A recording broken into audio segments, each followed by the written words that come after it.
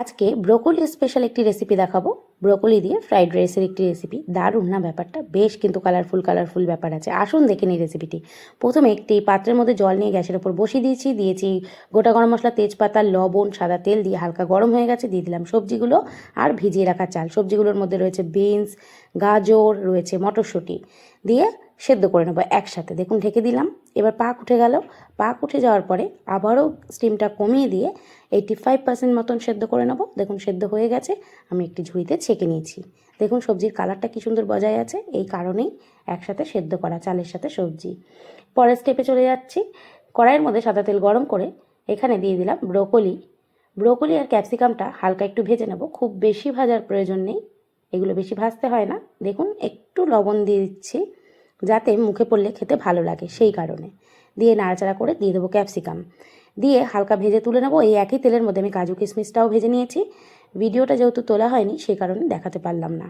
দেখুন দিয়ে দিলাম ক্যাপসিকামটা দেওয়ার পরে হালকা একটু ভেজে নেবো, দিয়ে তুলে নিয়েছি। এইবার যে পাত্রটিতে করবো গরম করে নিয়ে ঘি মাখিয়ে নিয়েছি, দিয়ে দেবো এর উপরে সেদ্ধ করে রাখা চাল আর সবজি। দেওয়ার পরে এখানে পরিমাণ মতো লবণ দিয়ে দেবো গোলমরিচের গুঁড়ো। আমি এইভাবে পাটেই করব, 3টে পাটে করেছি।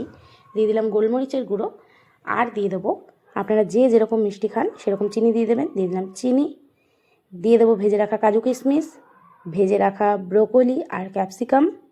দেওয়ার পরে ওপর দিয়ে ঘি দিয়ে দেবো। দেওয়ার পরে আবারও এর ওপর দিয়ে আমি ভাত চাপাবো। চাপিয়ে আবার একই প্রসেসে এরকম আরও 2বার করে নিয়ে ঢেকে 20 থেকে 25 মিনিট স্টিমে দিয়ে দিন। আর মাঝখানে একটু নাড়িয়ে দেবেন যাতে সব একসাথে ভালো করে মিশে যায়। দেখুন 20 থেকে 25 মিনিট স্টিম দেওয়ার পরে আমি গামলার মধ্যে জল নিয়ে স্টিম করেছিলাম। আপনারা চাইলে কড়াইতে ভেজেও নিতে পারেন, সেক্ষেত্রে কিন্তু চালটা ভেঙে যাওয়ার ভয় থাকে। সেই কারণে আমি এরকমভাবে স্টিম করে নিই। ব্যাস রেডি হয়ে গেছে আমাদের ব্রোকলি দিয়ে ফ্রাইড রাইস।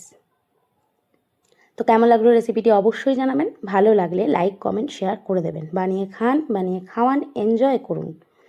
খেতে কিন্তু দারুণ টেস্ট হয়। একবার অবশ্যই ট্রাই করবেন। দেখুন কালারফুল হয়েছে কতটা, আশা করি দেখে বুঝতে পারছেন দেখে কতটা লোভনীয় লাগছে। ভিডিওটি ভালো লাগলে লাইক, কমেন্ট, শেয়ার করে দেবেন। ধন্যবাদ।